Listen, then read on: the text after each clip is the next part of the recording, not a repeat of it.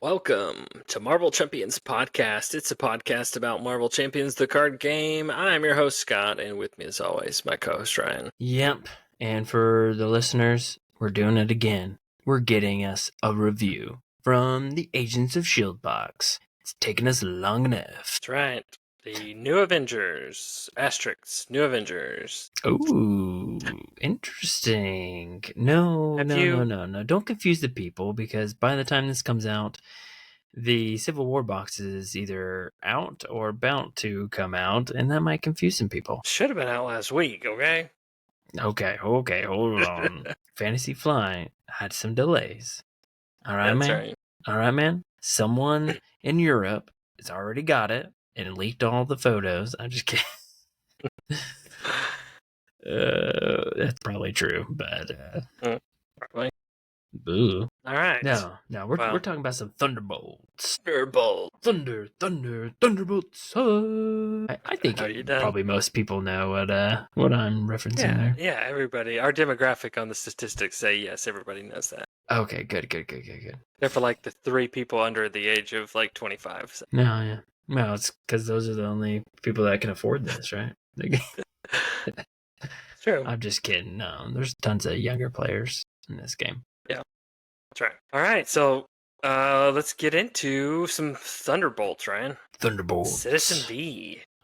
Now, this one, when the preview came out, it was like, what in the world is going on? And then it finally came out. And when we first played it, I was saying, what in the world is going on? But it eventually made sense. Yeah.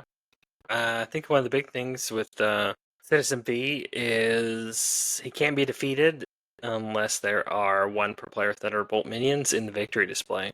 So you can beat up on him all you want, but he's not going to be defeated. And when he would activate and there's a Thunderbolt minion with you, he's going to keep healing. So why even bother attacking him if you got that Thunderbolt minion having to deal with it? Mm-hmm. Yeah, very interesting how he's the main villain, yet he doesn't feel like the villain because he's just kind of chilling in the background the whole time. So you could say that he's chilling like a villain, Ryan? Oh, is that the moment where that meme is where those guys are all go like that? Yes, it's just like that. Yeah. No, good times. Good time. Yeah, so I think we kind of have to just talk about the general scenario. So you've got Citizen V. He's the main villain, but there are minions, big, beefy Thunderbolt minions that you have to put in when you set up. And there's quite a few. And there's even more with the release of the heroes that came after this pack. So you've it's going to create a different variety of games with this because of the minions that you choose from, the Thunderbolts. It's like 1 per player plus 1, right? Yes. Yeah. So in a 2-player, you're having 3 of them. Yep. So I think that's my biggest thing with this one is the replayability factor with this. Like the same core mechanic is always there, but who you're going up against and how they're going to interact with you and the hero you are is probably like the coolest thing about this scenario. Yeah. And even the encounter deck's changing because it's a whole modular set that gets added. So the encounter deck's different, the minions are different, and depending on player count and how many of the additional modular sets you've gained with the other heroes, there's a ton of options. This one, for me, was a lot of decision, not so much timing, but almost like a sequencing of stuff. And like making sure you're not wasting damage in some cases. Mm-hmm. One of the biggest things is this Thunderbolt backup card. So whoever the Thunderbolt minion is that's like the most damage will go retreat, right? Go retreat and heal. Yep. And I really liked that mechanic. I thought it was very kind of new. We didn't really see anything like that.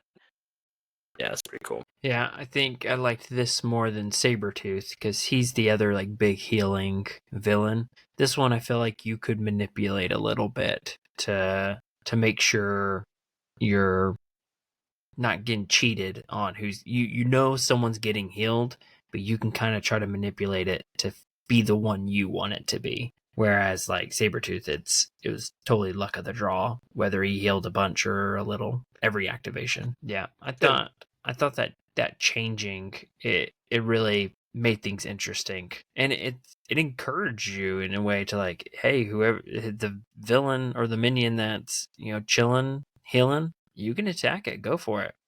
He'll just engage you, and you're gonna have to deal with that, but go for it. Yeah. So let's why don't we go through, because there's only one treachery I kind of really want to talk about. But let's go through some of the minions that we'll face. I'm going to talk about the side schemes real quick, just because they're in essence pretty much the same thing. Okay. But like this was another cool thing is, as if you're playing in more than solo, you're kind of like scheming like, hey, my hero's stronger against your minion. Maybe I'll kind of take him on, or kind of, in essence, like swap a little. But these two, they both have a win revealed when each player engages the minion engaged to the player clockwise from them. So the game gets a little better when you're at a little bit of a higher player count, 2, 3, 4. Just to kind of like switch up and ruin your plans. I really like that. They're just kind of always surprising you, because you got like 3, 4, 5 of them all kind of flying at your face. Yeah. That's this one. I was gonna save this one, but this is the one I was gonna, the treachery. Yeah. Okay. So you want me to save it? You want to do it now? Want to do it later? What are you feeling, Ryan? Let's save it. Let's go through some minions, the ones that you can get from the box, and then we'll go from there. So, first one that you might get: Moonstone, 2 scheme, 2 attack, 16 health, villainous, force response. After Moonstone activates, give her a tough stats card. So her whole thing is getting tough, making it more difficult to take her health down. So I think it's very straightforward, and I think it works. I think the overview of most of these is they're super beefy in their hit points. I think they all have 4 boost icons. So if you ever play them outside of the scenario, it'd be wild. They're beefy. All of their encounter sets have their minion, side scheme, treachery, and this one doesn't have attachments. Most of them have like a couple of attachments and a couple of treachery. Yeah, because there's 6 cards. They're pretty standard. Yeah, not standard, but like the division of what they have in them. Yep. All right, Songbird. She's got a 0/0 scheme attack. She's got 16 health. She is villainous. Victory 1. Her interrupt is when Songbird activates, give her 1 additional boost cards. In essence, she's Claw. Yeah. Which I'm down for that. I like that mechanic of Claw, so I'm happy to see it again. You got Black Widow. That's right, the minion version of the villain earlier in the box. 2 scheme, 1 attack, 14 health. Still has villainous, victory 1, retaliate 1. Force response: after Black Widow schemes against you, search the encounter deck and discard pile for a copy of Handspring and attach it to her. Otherwise, you are confused. That's bad. And Handspring does, like, let's see, what is it? Attached Black Widow. When attached, force interrupt when attached. Enemy would take damage from an attack. Deal that damage to an attacking character instead. Discard this card. So it just pushes it back on you, which stinks. Reversal. Yeah, it's an Uno reverse. That's what it is. Ouch. Pretty good. It makes attacking. It makes sense why she is 14 health, and it makes you never want to attack her. Yeah.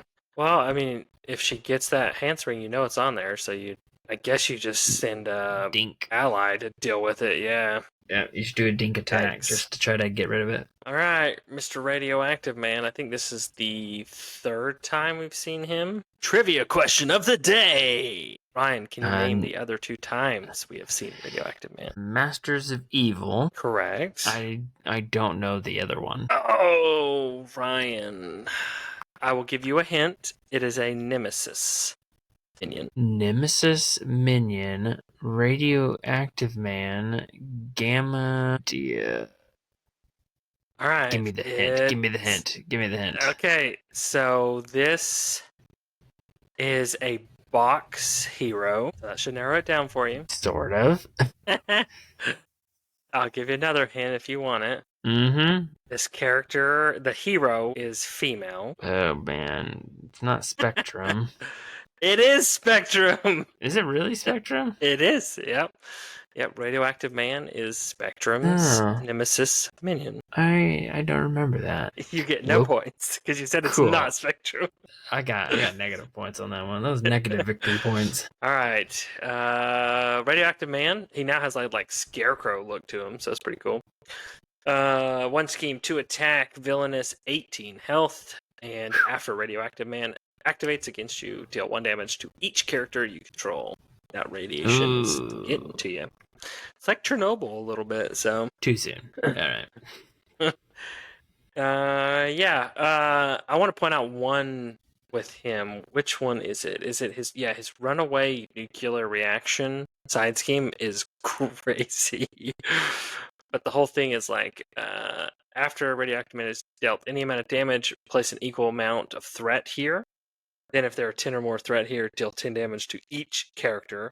That's all characters, friendly or enemies. And discard runaway nuclear reaction. That's fun. That card's cool. Yeah. The next one, Mach 4. He's in a suit. He's a 1 scheme, 2 attack, 16 health. He's got aerial. Villainous, victory 1. Each character without the aerial trait cannot make basic defenses against Mach 4's attack. I think that's really cool. I like that, how specific it is. I like that too. And what this calls for is you just need a harpoon. All you need is a harpoon just to... His harpoon. I like these little touches with these. Yeah. It's good. His weakness is a harpoon through his face. All right. Next up is the Brown Arrow, Batroc. That's right.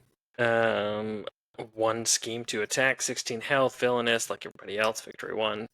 I like this about him. Force interrupt when Batroc engages you. Discard 1 card from your hand. So you really have to time when you want to deal with him. And I think we've left something big out. There's a card up here that pretty much says if you attack one of them, they engage you. Yeah. I think that's one of the cards. Yeah, here on the main scheme. After a player attacks a Thunderbolt minion, that minion engages that player. So Batroc really plays into that. You know, you attack him, he engages you, he leaps on your face, and makes you drop a card. Yeah. I think the other big thing we skipped here is each Thunderbolt minion gains guard, so you can't even attack Citizen V while you're engaged with Thunderbolt minion. You know, reading's not our strong. Hey now. But it's we talked about how Citizen V is the villain, but he also heals every turn if he's not attacking you. So if you're engaged with a Thunderbolt, he heals. He doesn't activate if a Thunderbolt's messing with you. So. Correct. Unless a card activates him specifically. Isn't that right? Correct. It only comes into play for his healing during step 2 of the villain phase. Yes. Anything after that would force him to activate, he would normally activate as normal. Yeah. So some type of encounter card, or if you're playing something taunt, he would activate against you. But even then, it's it kind of makes, let's say, overkill useless, because you do overkill, you kill a minion, it goes on to Citizen V, it's likely just going to heal. It doesn't even matter. So it really is you're not messing with Citizen V at all until you can take out the Thunderbolt minions. And so that's why I wanted to... go ahead. Well, mine is going to be talking about the strategy on this one, so I don't know if you want to go ahead and talk about your card before we get into that. Yeah. We'll go ahead and do that. So the whole idea is that you're taking out the minions, and once you get rid of them, their victory, they go away. And so you're like, okay, shoo, I got 1 down, 2 more to go, or 1 more to go, or whatever. But then you have treachery down but not out. They come back from the victory. And it's like, well, great. Yeah, and they're the most damaged, so they're gonna go heal first. Like they're gonna be the Yeah. one to go heal. So You not gotta only take do them they out come quick. back, yeah, you got to try and deal with it fast. Yeah, Yeah, and because hopefully they're one that's like doesn't have something bad because you're gonna have to attack them, then they engage you, and yeah, you've got to do it quick. If not, that's the worst case scenario. You kill one, it comes back, and then slowly builds its health back up to full. Basically, like that's a yeah. nightmare. So that's the strategy, right? It's like, do I run all the minions out, to defeat them all before I really start trying to attack Citizen V? Or is it kind of like get one or two gone and then just kind of try and start balancing the two out, knowing, that minion's going to go heal, but I also need to kind of dedicate some stuff to Citizen V, but then I also need to like not let that minion heal all the way back up. I It really very like much the is a choices. merry-go-round. Yeah, you do a merry-go-round on these minions to whittle them down. For me, when I've played, it's like I want to get rid of all of them, and then I take on Citizen V. Generally, there's only just that one left, and I'm like, okay, now I can handle Citizen V. And once you get to that point, I think it's pretty straightforward. You can take him out pretty quick. He's not the strongest villain in the pot, but it's the journey in this case that's the challenge, not the actual villain. Yeah. I like the mindset shift you have to have a little bit. Because, like, your standard game, you're like, okay, let's go attack the villain. Okay, I'm going to go attack the villain. Really kind of have to strategically think about this one. Because it's like, hey, I can go attack your big minion, but then he engages me, and I don't really want to take two villain attacks this turn. Yeah. On the villain phase. Mhm. And then you're just going to be sitting there by yourself, having to worry about Citizen V, I'm gonna have to worry about taking on these two big old minions. Yeah. Yeah. Thankfully, I really think this has a really strong balance because it has the environment that pulls one and starts healing it. If it didn't do that, I think it can get very overwhelming. But it's almost like a benefit to you of like, oh, thank goodness, go heal, stop engaging me and tearing me a new bum. So it's kind of a reprieve in a weird way. Yeah, because it goes and it just sits there until you attack it to make it engage you. Yeah. Or until it falls Something's weaker. out. Yeah. Yeah, exactly. Yeah. It's a really good balance. And so I think that's what makes this one so fun is like you said, you've got to think of every move, every turn you have to think how you're going to distribute your damage to try to manipulate this, but there's very little wiggle room to actually like manipulate this like normally you can do for a multi-villain scheme or scenario, and this basically is a multi-villain scenario. So it's definitely I think one of the better multi-villain scenarios because of it. Yeah, you're having to deal with almost like full stages of a villain in essence. Yeah. I guess higher player counts, they get a little, each minion is technically a little easier, but you have more of them, so it balances itself out, and you only have to deal with one form of Citizen V. There's only one stage to deal with. Yeah. Because you got to get through a whole bunch of brick walls before you even get to him. Because it's funny. We read all the health. There was a several 16. There was a 14. There was an 18. And if you're playing standard, Citizen V's 12. Like he's the easiest out of them.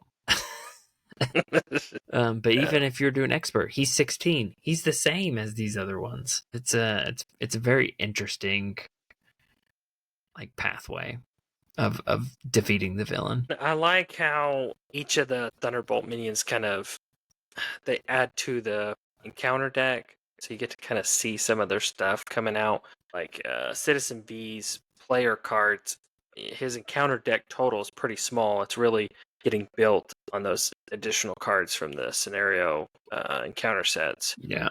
So it's really you're getting just like a random Mod Podge of crazy old. Yeah. And there's so many different, I mean, with the after the box, there came what 4 more Thunderbolts to add. Yep. So, which is so smart. I'm so glad they did that. I think yeah. that gives you 10. I think there was 6 in the box, 4 additional, 10 Thunderbolts. Yeah.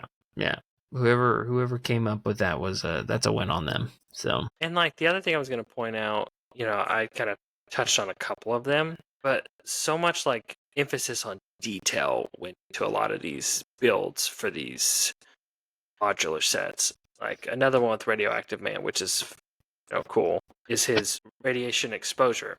You're attached to your identity, it's radiation, it's hurting you, but if you have gamma, it's a benefit to you because it's gamma radiation. Like, I just think those little attentions to detail are really cool. Yeah. Finally a reason to play Hulk, right? Right. Or She-Hulk, for that matter. Yeah, each one is unique. Yeah, each of the modular sets are unique. And of course you can play them outside this scenario. They all have their little quirks and whatnot, and I just think there's a lot of flavor in how the artwork on Batroc. That one. Whew. That's the brown arrow right there. That's the brown arrow. Holy moly. I don't even speak French, so I'm not going to butcher this side scheme name. So I definitely think he's trying to sell fragrance from like Belk, only from Macy's. That's right. Good day, Friday. By Batroc. Sorry, I apologize. I offended everyone with that accent. Yeah, that was bad, Ryan. You live and you learn. And like some of them, big win, man. Like they go find them. So if they are just like hanging out or with somebody else, you're gonna get a treachery. It's like, hey, go grab this Thunderbolt minion and make them attack. Engage on jump you. Around. That's what I'm saying, man. This is one of the better multi-villain scenarios without technically being a multi-villain. Yeah, this one's good. So, how good, Scott? Are we ready? Are we ready for kind of our final thoughts? Let's do it. And wrap it up. Let's do it. All right. I think you went first last time, so I'll go first this time. Oh, all right. This is a big hit, man. This is like one. If somebody said like, "Hey, what do you want to play?" If they didn't say the Thunderbolt scenario, I'd probably like, let's play the Thunderbolt scenario. This is an option. Yeah, or like, I guess my only it's not even a negative, but it's like, would this be one I would sit down in front of like a new player? Probably not. But once they got their feet wet, I'd be like, you need to play this one because it's really fun. Theme-wise, I think it's right on point. I think it's got a good balance of decisions, knowing when to attack, when to kind of retreat. I felt probably the biggest gaming of this one that I could see, and it's not really a gaming, it's just part of the game, is they are a little susceptible to status cards. There's a couple of them that give them like steady or stalwart or something, but for the most part, if you don't make them activate, they're not that bad. but you've got to have those things in your deck and your repertoire to be able to use them. Other than that, it's just like a constant barrage of getting hit in the face, which is a good thing. So I give this one, I guess, 2 leaps in the air. I gotta think of something better. Maybe I'll think of that after you go. Oh, man, that was rough. I thought mine were rough. I have one, but I'll do it after you go. Okay. Well, I'm gonna be right alongside you on this. It's really good. It's fun. It's a lot of decision making. It can take a while to do. So it's definitely not a first time player scenario, in my opinion. But it flips the script without really flipping it too much. And it's good interactions, the healing and stuff. I think if it didn't have the susceptibility of stun and confuse, I think this one would be maybe even too hard. But I think it fits in a very nice. It's not incredibly difficult, but it's definitely not easy. And if you're not careful, it can be overwhelming. So I think it checks a lot of boxes for me, and I think it's probably in the top. Well, let's see. If there's 5 scenarios, I'll probably say it's in the top 2 best scenarios in the box for me. Hey, so as you were talking, it made me think of one thing. I'm with you. Like it's like a hard battle. Like every time we played this one, it was not an easy win. It was like coming right down to the wire. Like we need to win in this next turn, or something is going to make us lose. Whether we die or we thread out, we gotta finish it in this round. And it's come down to that real close, tight end of the game, which is good because it wears on you. I mean, you're struggling from the moment that it begins. He doesn't build up. He's ready to go, and you're having to build up just to get to his level type of difficulty. So it says in some other scenarios it doesn't work that way. It doesn't feel good. It feels like it's really rough. But in this one, I think because of the way it operates with changing out the minions, you can get like a feeling of this isn't as bad. I can make it one more round versus like some that I feel like it's like, all right, here's the villain phase. I'm about to get massacred. So yeah. All right, here's mine, Ryan. It's We Are the Thunderbolts. If you haven't seen the movie, talking. No one messes with the West Chesapeake Valley Thunderbolts! Thunderbolts? If you haven't seen the movie, then you're not going to get it. So. Seen it. Okay. I think I know what you mean, but okay. My rating for this is going to be, I don't know what's a good, I don't have anything prepared for this one. It is positively Citizen awesome. That's stupid. Lame. I'm leaving that in too. So I'm lame. This is so lame. No way around it. It gives a 7 Thunderbolts up, whatever you want to call that. Oh man, just it's keep digging, Ryan. All right, digging. Here's the next one. It is better than the Thunderbolts movie. That's not saying much. Keep going. Right. Keep going. No, it's so good. I may even join the Thunderbolts. No, okay. There you go. All right. Yeah, sure, I'll take it. Okay, we'll go with that one. Just cut out everything before that. Don't let the people just hear all this garbage that I spew out. Yeah. This is how podcast. This is how the sausage is made. That's right. Yeah, that's a good one. If you've not played this one, definitely find somebody who's got the box. Go play it. Go buy the box.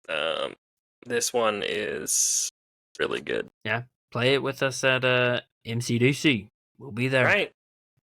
Yeah, that would be fun. Big 4-player, Thunderbolts, MCDCing it up. Yeah. 4 hours of gameplay should be great. That's right. We just thought we were going to get a bunch of games in. Nope, just one giant Thunderbolt game. It's just that's what it is. MCDC is just going to be one giant Loki.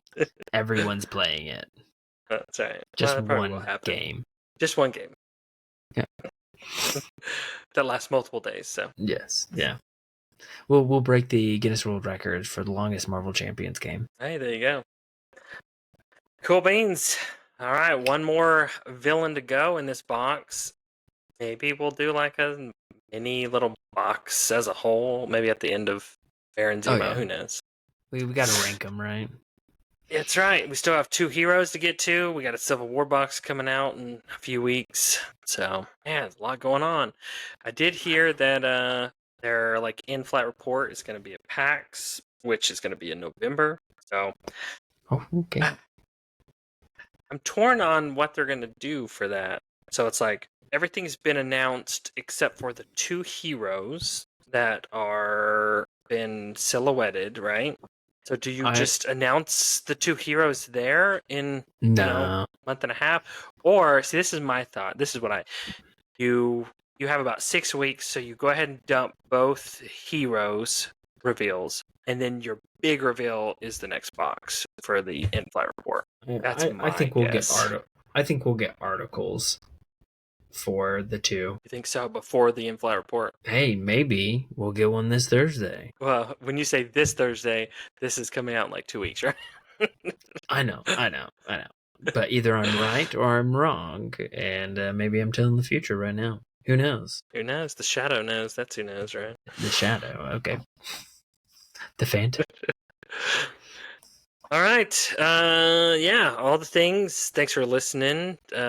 People subscribing, commenting. You guys have been awesome. So thank you so much for that. And I think we said MCDC.